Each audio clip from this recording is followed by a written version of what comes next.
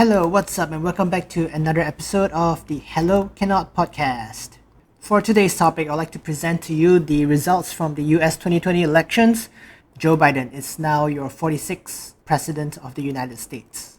Now, he may be inaugurated on the 20th of January 2021 next year, but from now until then, there's still a lot of action that needs to happen and what are the areas that they need to focus on, and I will bring to your attention what these are. So just to start off, I would like to share that the counts actually have not been completed, but Biden was able to obtain 270 electoral votes to get the win, right? While the ballots are still being counted right now, Biden sits comfortably at 290 votes, while Trump is on 214 votes. So we're still pending on Alaska, North Carolina, Georgia. They're really taking their sweet time consolidating the remaining counts. Not that it will matter on a national level, but of course it's still relevant and important for the respective states on their own. So there you have it. The Democrats have won. The global leaders have congratulated him and they seem very much in favor of him over the previous buffoon. Well, maybe except for China as well as Uncle Vlad from Russia. So we're still pending on that. Uncle Vlad, please leave a comment if you have any comments or feedback in terms of Joe Biden winning the election. So Uncle Joe is expected to get sworn in on the 20th of January 2021, as I previously mentioned, with a very short term of 4 years. Why I mentioned it's a short term is because there's too much to do to correct what his predecessor has accomplished. It is definitely an uphill task, but of all the changes Biden has to make, I think there are a few that he needs to place heavier emphasis on, and let me tell you what they are. So I'll be sharing top 3 immediate actions required and 3 more that I think is still critical prior to the next election in 2024. So that gives him sufficient time to just look into this next 3 items. Alright, so first and foremost, the most important thing is the coronavirus. It's only been a week since the election and the states are already seeing new record high of infections reported daily. At over 100,000 cases a day, social distancing and masks are ever more critical now than ever. So there's an expected surge based on the voting and partying crowds, gatherings just to see who the new president will be. The numbers will definitely spike, and as of today, United States have already exceeded the 10 million infection cases mark, right? So that's a huge number, and the United States is definitely winning and leading in terms of this. So I do expect for masks to be mandated, and as soon as vaccines are available, there needs to be an affordable option or method in getting it out to the citizens. Given that, obviously, as we previously mentioned, there will be anti-vaccine idiots. They should still be mandated regardless or not to receive the vaccine by law. And I'm sure you know how whiny these type of people are. They always say that, hey, you're violating my rights, my freedom of speech. Regardless of the approach, their rights will always be violated, right? So why bother? They will always choose not to wear a mask and risk spreading the virus. So why are we giving them this opportunity? Why worry about hurting their feelings when they don't care about doing the same for others? So just do it. Start implementing interstate lockdowns, isolate and quarantine as and when needed.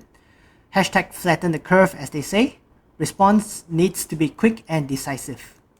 And being coronavirus just being one of the heavier emphasis in terms of healthcare, the second item on my list is also related to it.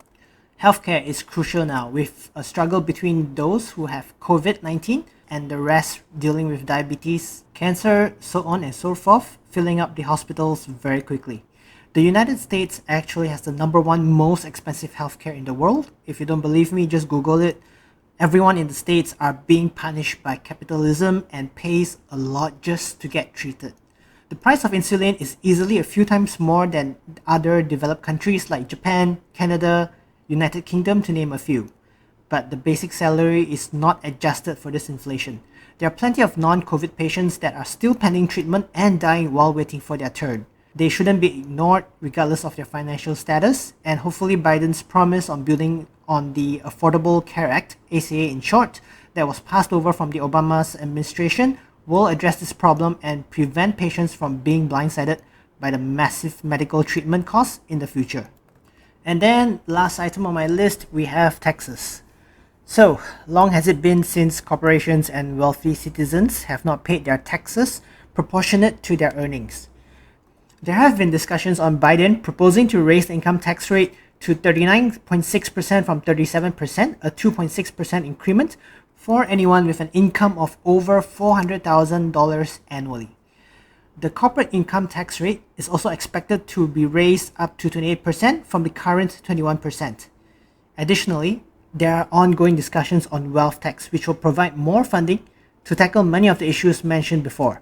There has been a calculation done by some research previously where they mentioned a tax on the top 1% wealthiest in the United States could provide the required boost for the bottom 50% of the population in terms of food, education, and healthcare. Although I would start worrying for my own country first, I do see hope that other countries, including Malaysia, will follow suit when they see its success. On a side note, there has been a lot of noise on cancelling the student debt, but even before the pandemic, Americans' $1.6 trillion in student loan debt was an existing financial crisis that complicated the borrowers' capacity to buy homes, start families, or pursue the careers of their choice. So Biden is proposing to cancel $10,000 of a borrower's student loans, and he has also said that families making less than $125,000 annually shouldn't have to pay for their child's education at a public college. This is expected to be applicable for 80% of families, as his campaign has estimated. Plans for free public college would require new laws, although I'm all for it, but this is not something urgent that we need to tackle immediately. And then we will have one of our most contradictory topics. What about firearms? Do we need to ban them? For Democrats who complain it isn't easy, we still rip pacifiers away from children, right? They will just have to deal with it, as we know it will be the better long-term solution. Politicians have no guts in the United States, and whenever there are shootings in schools or public places, the whole world watches as the boy cries wolf once more. Compassion goes to the victims and their families, but maybe not so much to the nation. Now, let's move on to my next list of top 3 priority items to work on within the 4 years. So, number 1, justice needs to be established once more with the prosecution of Donald Trump. No nonsense like president or ex-president immunity. Donald Trump, Mike Pence, and his entire party needs to be searched and ransacked. All their taxes, their bank account transactions, and every unethical decisions made, I'm pretty sure there's plenty more to discover. Jeffrey Epstein's sudden death in prison also makes it even more suspicious and indicates there's more that has been covered up. Information was also leaked a few weeks back, if not mistaken, that Donald Trump was already made aware of the COVID situation since the beginning of the year, but yet his denial of the severity of the infection either shows that he doesn't care about the life of the common American, or there's just more happening under the iceberg that remains unknown. So he constantly lies while using this very unique speech that's known as Trump talk. So listen to this. I think this was a blessing from God that I caught it. This was a blessing in disguise. I caught it. I heard about this drug. I said, let me take it. It was my suggestion. I said, let me take it. And it was incredible the way it worked. Incredible. And I think if I didn't catch it, we'd be looking at that like a number of other drugs. But it really did a fantastic job. I want to get for you what I got, and I'm going to make it free. You're not going to pay for it. It wasn't your fault that this happened. It was China's fault. And China's going to pay a big price, what they've done to this country. China's going to pay a big price, what they've done to the world. This was China's fault. All right, there you have it. Hiya.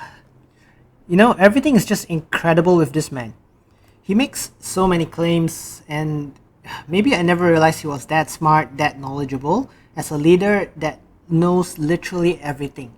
Maybe I should have seen him from a different perspective. If you didn't get that, that was sarcasm. I'm now going to play you a clip to show you what happens when he does get fact-checked, not fact-checked.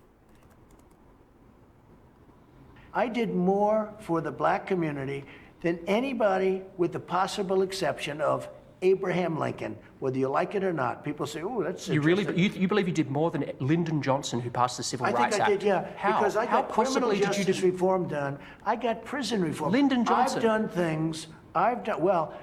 He passed the Civil Rights Act. How has it worked out? If you take a look at what Lyndon Johnson did. You think the Civil Rights Act was a mistake? How has it worked out? Because frankly, it took a long time.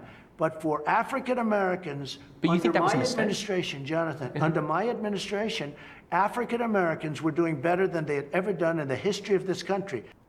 Wow, that's a whole ton of lies. Here's one more clip. There are those that say, you can test too much. You do know that. Who says that? Oh, just read the manuals, read the books. Manuals? Read the What books. manuals? Read the books. What books? What testing does sorry, it shows, wait a minute, who Jonathan, let me explain. What testing does, it shows cases. It shows where there may be cases. I've covered you for a long time. I've gone to your rallies. I've talked to your people. They love you.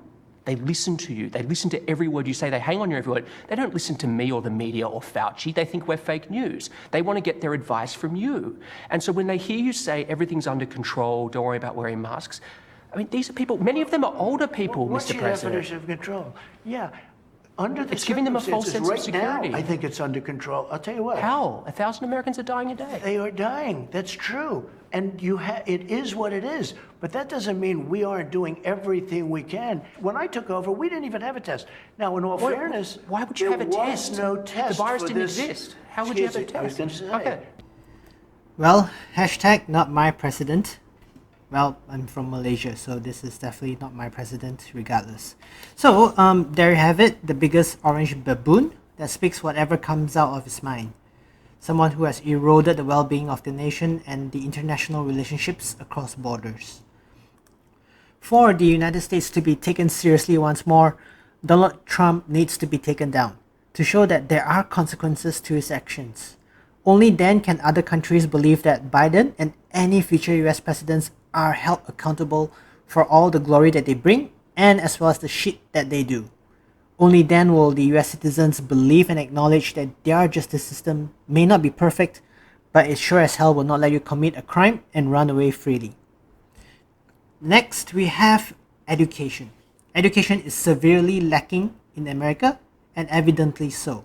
With the number of votes that Donald Trump has gotten, there is a very serious conversation in terms of the quality of education amongst the citizens of America. We have people as dumb as claiming the earth is flat. They are forming occultist organizations themselves, and they're yelling the loudest that their way of thinking is correct. There are many types of organizations like this, and there is a rot that has spread through the citizens, turning them into brainless zombies. To give you a very unique perspective, right? There has already been 10 million infection cases, but there is 70 million Trump supporters based on the ballot counts. There's a lot of work to be done, plenty of it, and science and logical thinking needs to be promoted hard and forced down the throats of students. Don't give them any science is not important bullshit. Freaking just nail it into their skulls. Let them know if they do not believe in science, they'll be discarded like trash. Scare them. Don't butter them up. Do it the Asian way. To take it to the extreme, let's implement a system where there will be interview forms that questions on an individual's belief in science, right? If they are against science, lower their salary to a below minimum. Because frankly, their intellect doesn't deserve nor justify more.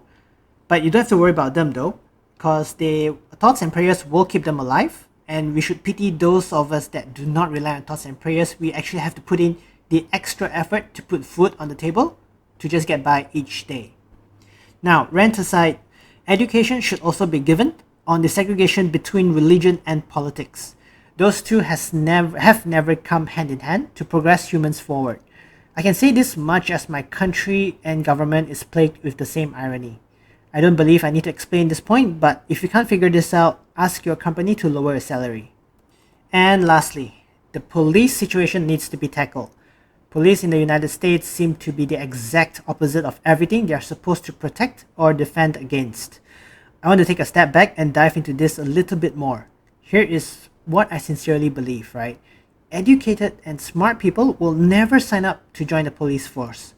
Maybe, probably only like 1% of the smart people within the population do, but that's because of their inner passion for justice that overwhelms their fears of risks, right? Like if a smart person would be able to compare or weigh the risk of being shot or getting killed or being dismembered, they definitely would not join the police force.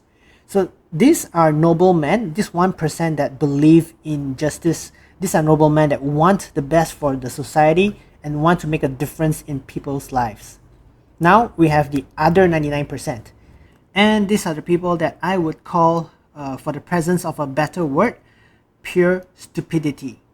These are less educated people that go, pew pew pew, America! Right? And these type of people are blinded by their own righteousness, believing that they serve and protect. Yet, the only justice that they have done are donuts. Now, to give you a little bit more perspective, let me just give you a quick comparison.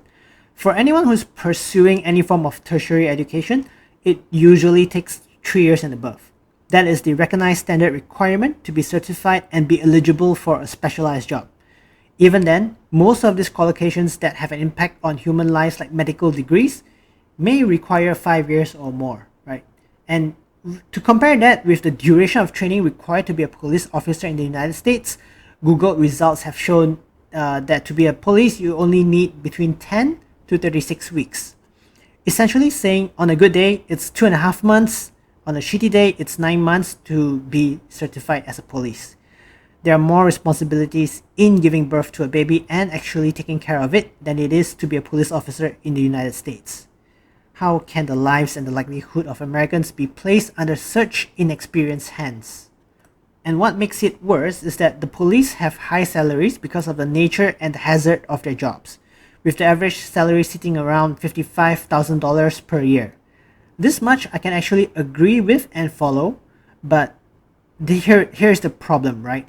Officers are given overtime pay, which they abuse. There is a concerning common trend that has allowed cases like the one I'm going to mention happen. In Chicago, one officer's overtime pay haul over a 2.5-year stretch yielded 336,000 American dollars, thanks to over 900 instances of overtime. Another officer pulled in 290,000 in the same period, while 4 others collected 250,000 each. These figures were taken from the Chicago Tribune as an example. So that begs to wonder, are they really working as hard as they claim to be? Well, recent events may suggest so. Let's take a look into Breonna Taylor and George Floyd's cases. For those that are unaware, Breonna Taylor was shot in her home while sleeping when the police force broke into their home unannounced. Breonna's boyfriend acted as anyone would have if they heard their house being broken into and picked up his gun. They started shooting at each other in the dark, and Breonna was caught in the crossfire. For poor old George, he was basically detained by the police for producing a counterfeit $20 bill during purchase. 4 officers arrived and held him to the ground for resistance. As they were holding him onto the ground, one of the officers clearly placed his knee on George's neck, crushing his windpipe. This technique of kneeling on another person's throat was banned for years. So essentially you have 4 officers, each with only what I assume is 2 months worth of training, being unable to warn each other that they were about to kill a man with an illegal restraining method. These 2 events have sparked riots and protests that went on for several days and nights, and it only highlights the problems on the surface for the police force in the United States. It starts from the top and it goes all the way to the bottom. Strict laws and regulations should be in place, and anyone who refuses to abide by it should be retrenched. Okay, that feels like a long enough rant on how much wrong is going on in the United States, a country that I personally looked up to as a kid. I would often tell my parents that being in the United States would be the dream goal for me, but to experience and live in the land of opportunity. But now I only see myself as a tourist sightseeing the beautiful landscapes available. To my American friends, I hope there's light at the end of this tunnel for you. I should stop here, and I would like to once more congratulate Joe Biden and Kamala Harris on their victory. Their road is a very steep one, and they must take stern actions to make real change. Until the next Hello Cannot episode. The year is about to end. Let's push through these final weeks and look forward to returning back to the norm in 2021. So everyone, please take care and stay safe.